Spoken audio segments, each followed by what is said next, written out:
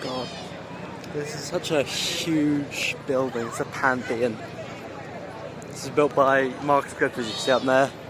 Agrippa, I think that's son of someone with the initials LF. Consul for his third time built this, I think that's what that says. And these pillars are absolutely enormous. The building's actually enormous, but these pillars were shipped in one bit from Egypt, which is an incredible undertaking. I think it was the actual facade was going to be taller with the massive portico, but they just couldn't ship the pillars in the columns in one go. And now up there's only wood, but up until like the 1700s, before the Pope scrapped it, there were copper, various designs. I think that's all we can see from the outside, but maybe in a few hours I'll be able to get in. This is cute. Bloody massive.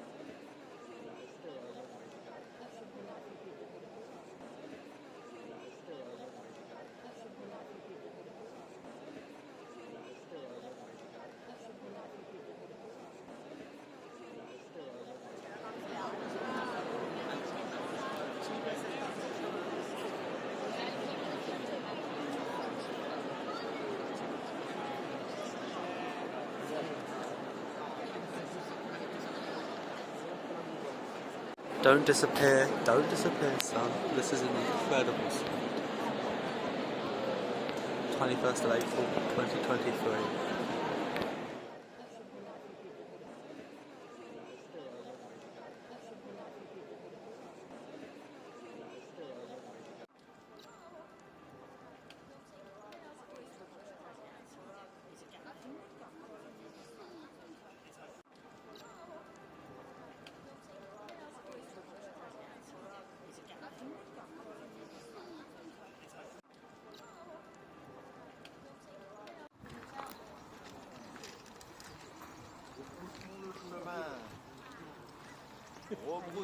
This is the Palace of Domitian, who was an emperor around 90 AD, and he was a decent emperor, and he built this huge complex on the Palatine Hill, and there's quite a large chunk of it still standing today, along with that, which I hadn't seen yet, which is very cool. Down there's a racetrack, and over there is a Circus Maximus, which we're getting to later. But this is a huge palace, and Domitian was actually quite a good emperor. He's underrated. He was one of the only emperors to ever try and deal with the inflation issue the empire was facing by increasing the actual value of the currency. And this is his house.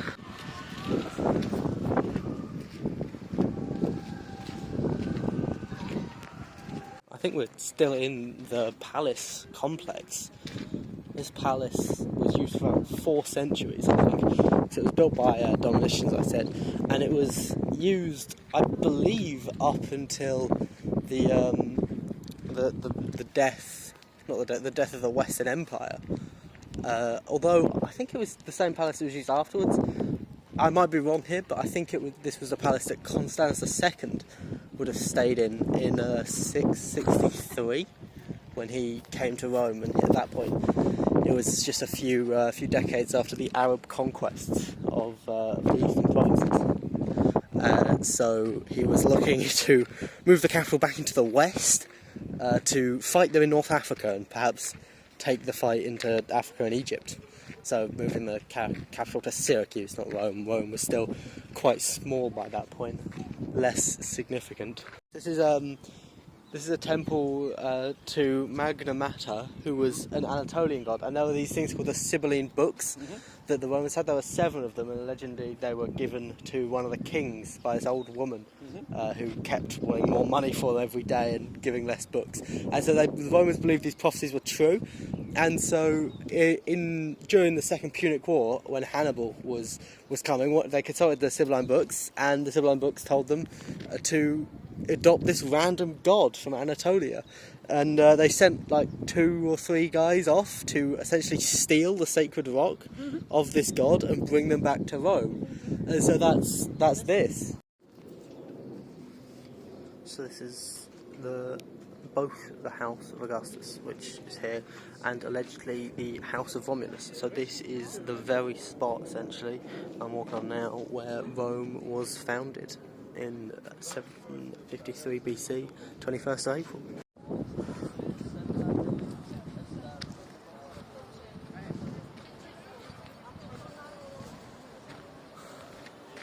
So this is the Arch of Titus, and this is to commemorate his victory in the Jewish revolt in 79, I think it was.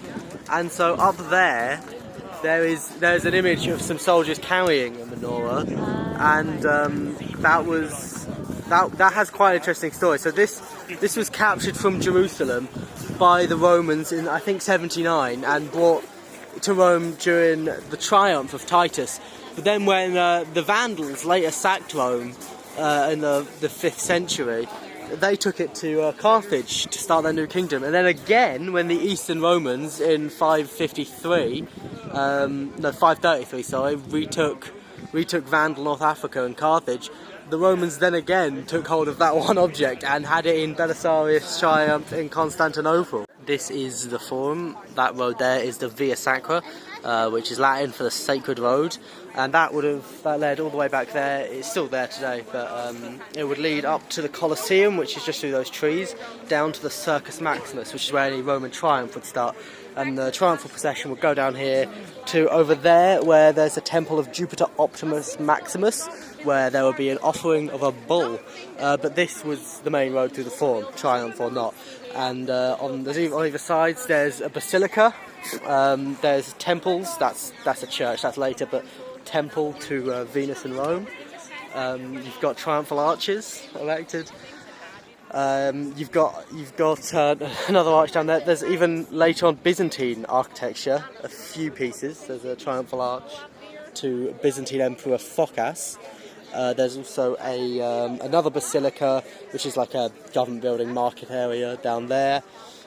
Churches, temples, and if you go down that side, there's the old temple to Castor and Pollux, who are the divine twins, which would have acted as the old Senate house. And then down there is the new Senate house. I say new, it was built in the Empire period, so about 1800 years ago. I believe it was refit in about 300, that one. So yeah, this is the Roman Forum. So this would have been the portico of the temple, the main body of the temple up there, and then there would have been some kind of major roof structure coming over the top there, and there'll be the same on the other side, and the same over there as well. It's massive, and so we can't actually get here because they're filming whatever they're filming, but we could see it from the Colosseum, that there's like a arch, yeah, so this is the other side to the thing we can see from the outside. I didn't know we could get into here. So this is either the temple to Venus or Rome. I actually don't know which it is. It's got two identical parts, but absolutely massive, and there would have been like a huge statue to either one of the goddesses in there. Some incredible marble pillars, and again, if you see on the walls loads of holes, that means that the actual marble decorations and bronze decorations have all been stripped off. So this would have been the way up. This is still the Via Sacra, overlooking down here, just past these buildings along there, and so this would have been again the course of a triumphal general. Going up to the temple of Jupiter Optimus Maximus. Someone's recording some music video over there. And here there's this incredible view of the Palatine Hill. It's quite symbolic, really, just weaving through all of the hills of Rome, going around the Palatine Hill. So this would have been the other side of the Temple of Rome and Venus, but again, the Catholic Church took it and turned it and built something else on it. Tactic on the end.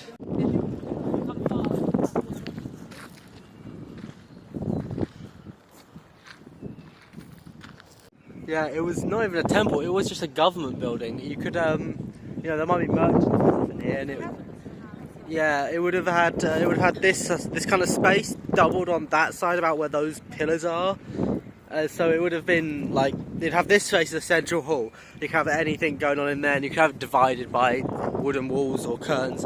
And again, if you look at it, loads of holes which could hold out bronze, copper, marble, which obviously stolen by the Pope. So just over here, so this is the end of the basilica. This is actually, I hadn't noticed this before, this is a circular wall at the end, which is very similar to the Basilica of Constantine in Trier, which at the time was Augusta Trevoron. And down here, if you look over the edge, which is quite the way down there's the actual Roman street level. So that's a good example of, ignore the debris, a Roman street. If you imagine standing down there looking up, that's what it would have been like. Yeah, so this road was a very early one. This goes to the Forum, and this area before this was just marshy. And so this is one of the first things built. I don't know if these stones are original. They're probably not original, but I don't know if these are Roman, because the Via Sacra was open for a large chunk of Roman history. This was originally Roman temple to Antius Pius and his wife Faustina, but as you can see in the middle, that building looks out of place. Yes, the Catholics built a church in the middle of it, because, you know, they just can't let people have their own fun. So this is the Basilica Aemilia, which is, I think, one of the only Republican-era basilicas. Out behind it is the Senate, but that's a later Senate building from, I don't know, I think that's built originally by Julius Caesar, perhaps refurbished in the 4th century.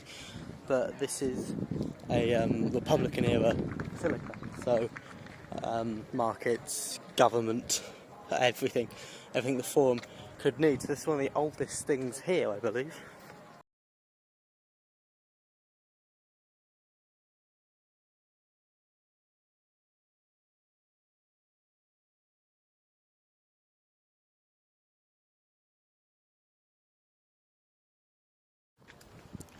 And so this is the later Roman Senate building. This is the Curia Julia, which means it was built by Caesar, although I think it was refurbished at some point.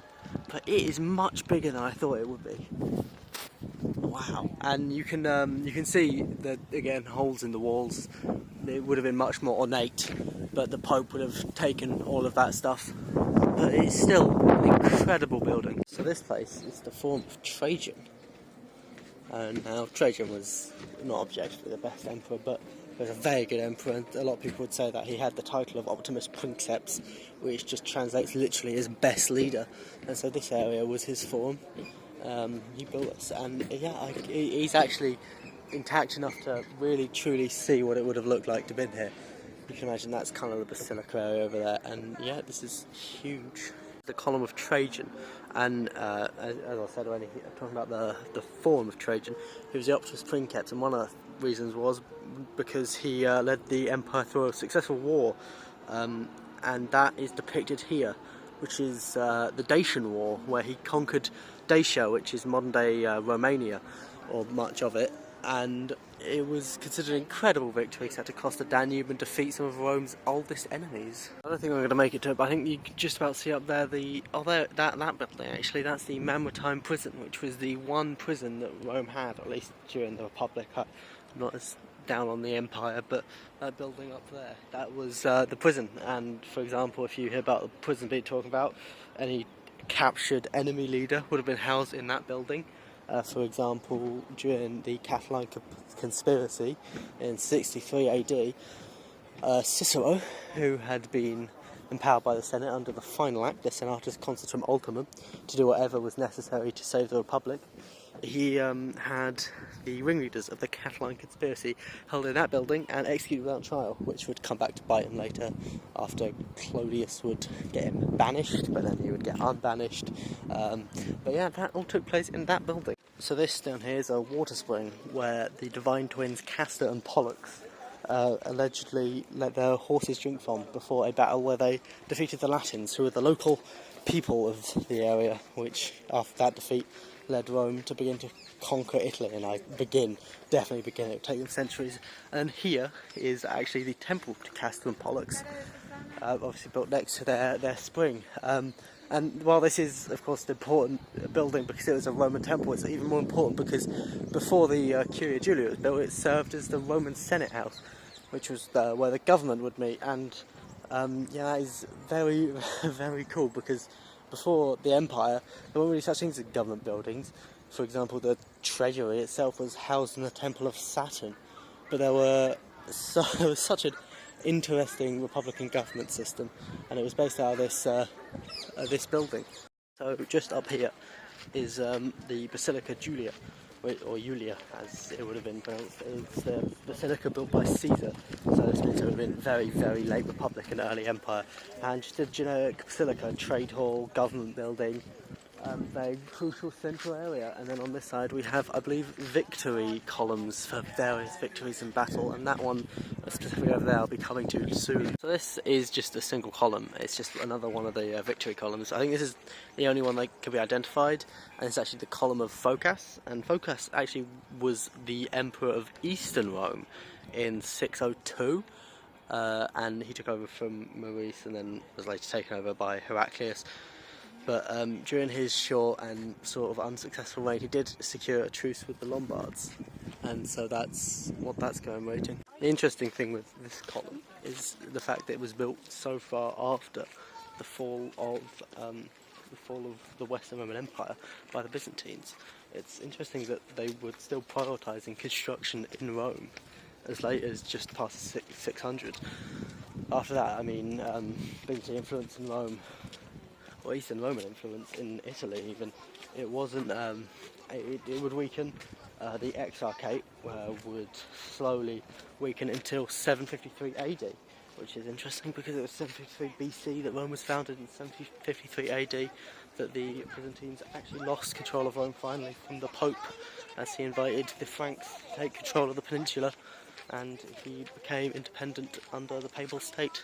This is the Severan Arch, built for Septimius Severus.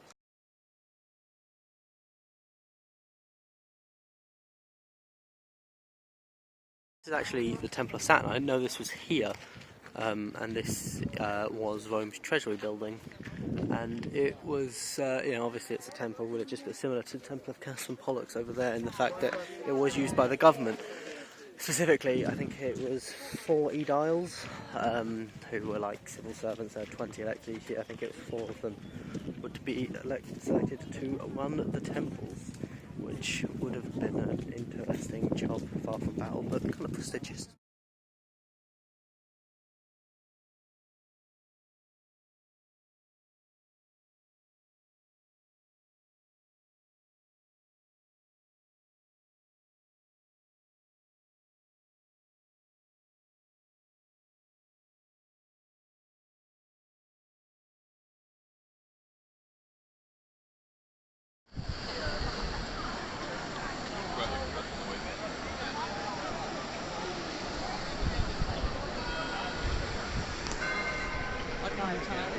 Yeah, it's so lovely.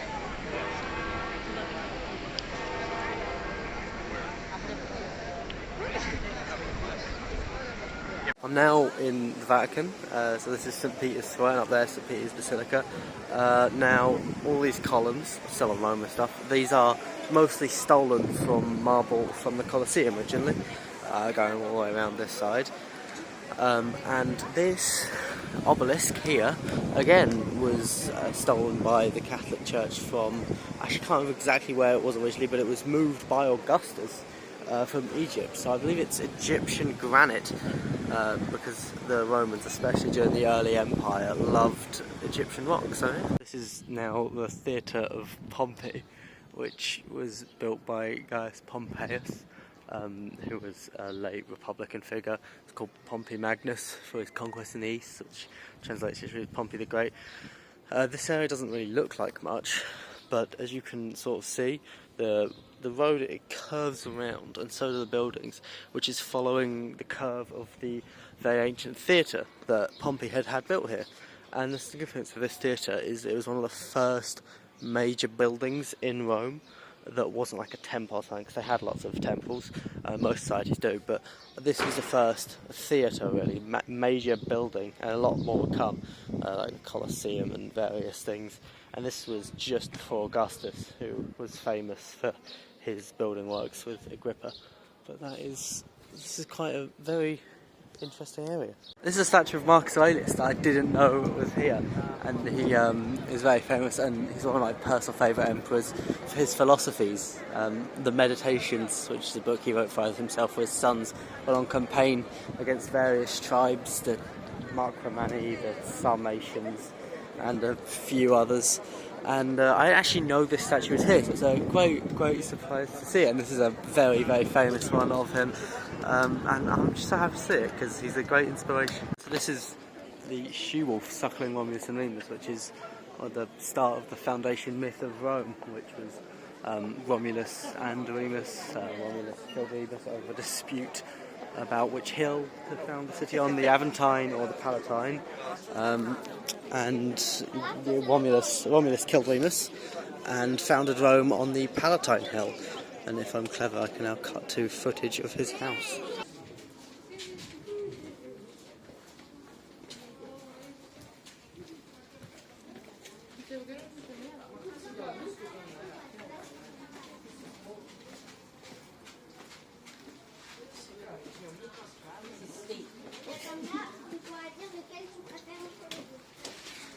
Ignore the road, but down there, that outlet there, I can't get down to it because it's bloody miles, but that is the outlet of the Cloaca Maxima, which is a massive sewer network undertaken in the, I think, 600s BC, so 7th century BC, by one of the Roman kings, who I can't remember which one, but that is an ancient sewer, and that drained the area of the Forum, and that let out into the Tiber River. And so this is the Tiber, the river that runs through Rome, and this is the river that allegedly Romulus and Remus were abandoned in as children, and then they managed to get I believe it was their father back their kingdom in Alba Longa. That might be a different relative, but either way, they managed to get one of their relatives back on the throne of Alba Longa and returned here to the Tiber to start a city. And that's when the disagreement happened over to where to found the city, Aventine Hill or Palatine Hill. They consulted the gods. They claim to be descendants of the god Mars, and so they looked for signs. 12 ravens landed on Romulus's hill, and 6 had flown over Remus's hill. Remus claimed he saw them first, and Romulus claimed they landed on his hill, and so eventually Romulus killed Remus in a fight, founded Rome, and named it Rome after himself, and became the first king.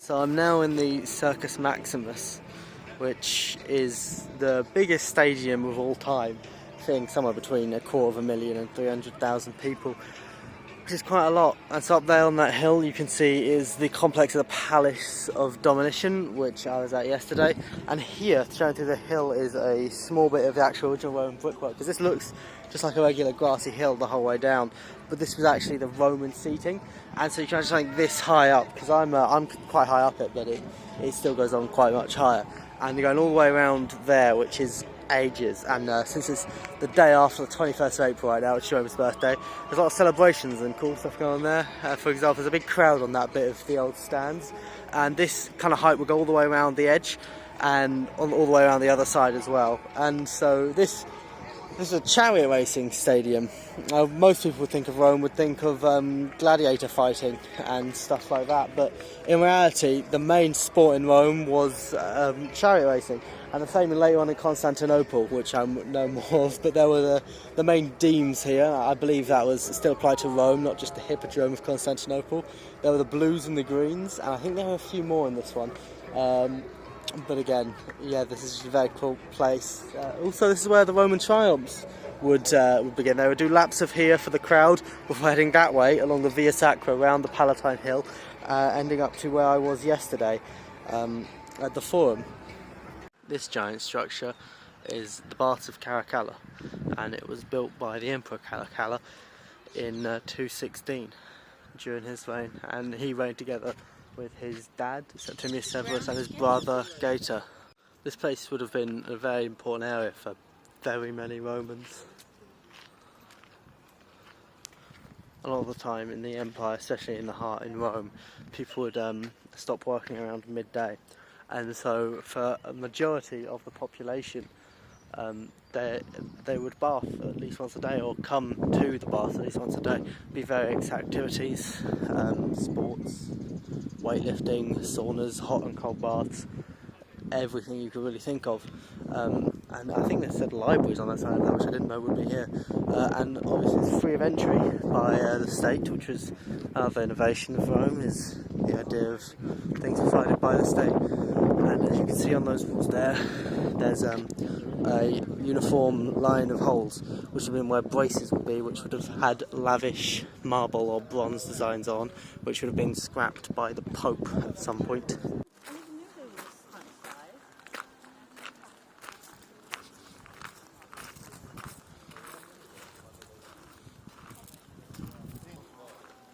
This is the sort of thing that really sets Rome apart. One of the things in my eyes is the ability to build this kind of structure. You don't typically find anywhere else in history. You could go to China, I guess, but that's a very rare trait, to not just build religious monuments on this scale, to build public works. You also have this open up to the citizens, not as just a palace or something. It's absolutely amazing. So in this chamber here is this massive remnant of a cold water pool, which is just a huge pool, and it's not even the only one. There are so many. You can see difference of Roman brickwork here, typical Roman bricks, and then Roman concrete, and then and I don't know. This bit's clearly more pristine, and I'm not sure why. If that's a recreation, it's probably not a recreation because that bit's up top. Perhaps it is the fact they aren't using concrete and stone layers, because this wall was intended to be bare, not decorated. But that's just my ideas. Actually, no, it probably isn't, because there's similar holes in it. I don't know what that could be. Perhaps it is modern repairs, but I have no idea how the rest of the wall would be still intact. I may have to look more into that. The sheer scale of this building is hard to appreciate. This must have been like a sign from the Severan dynasty, who were the emperors at the time. I mean, Caracalla mainly, but he was reigning at the same time as his brother and father, Septimius Severus, and his brother Gaitan. His father, before appointing his sons as co-emperors, had essentially restored the empire to some semblance of stability after Marcus Aurelius had left the empire to his son Commodus, who was not good, who had then died, and then there was such instability. He was killed by the Praetorian Guard, who would then sell the empire. Well, actually, there was a brief stint with Pertinax as emperor, who was a good general, but short-lasting as emperor. Didius Julianus would then buy the empire at an auction, but these guys, clearly, the Severans, restored order, and this building is clearly something to say, look, Rome is back, we are doing fine again, and it clearly does give us this message because it is awe-inspiring. It's also a great example of Roman architecture and the fact that they are able to build such incredibly huge monumental structures like this because of arches. The sheer reliance on arches is incredible. A good example of this, you can see above the door, is that there are these arches just adding extra strength, and you can just about make out there that there's another major arch in what would have been the ceiling, and this is just one of the many methods the Romans could utilise to building such strong structures. Is arches everywhere, and you see something similar in the Pantheon. I don't know this, but I could imagine there are some hidden pockets of air within the walls, with another arch shapes around them to be showing up the walls. So this is the view of the baths from the outside, and there's other structures over there. I'm not sure what they were. Perhaps other baths, perhaps different public buildings. But these baths were so fundamental to Rome. I don't exactly know though, but I'm assuming the 210s, mid-210s, around 215, and I know they ran until after the fall of the Western Empire, and they kept going after Justinian's reconquest.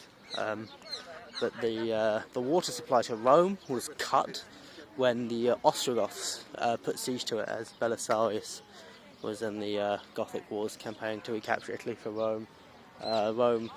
The Romans in Rome did manage to survive the water being cut off. They placed mills on boats on the Tiber, but that's besides the point of this. But the water was cut, and the baths fell into disuse. Right, so I think this is the last one of these I'm doing. This is the Aurelian Wall, It was built sometime between 270 and 275. I'd imagine a bit late, like around 274. But this was built to protect Rome from the new threat of the Goths, or not just the Goths, any Germanic tribes. I believe it was the Alemanni that Aurelian had defeated early into his reign, and Aurelian was a great emperor in my opinion. He could be considered the best. He's my favourite at least. Restorer of the world, Restitutor Orbis, that was his title, and he built this wall which would defend Rome and be used even by the Byzantines to defend Rome from the Ostrogoths in the Gothic War, which I think I'd mentioned when I was talking about the bars of Caracalla. But that is this place. It is awesome.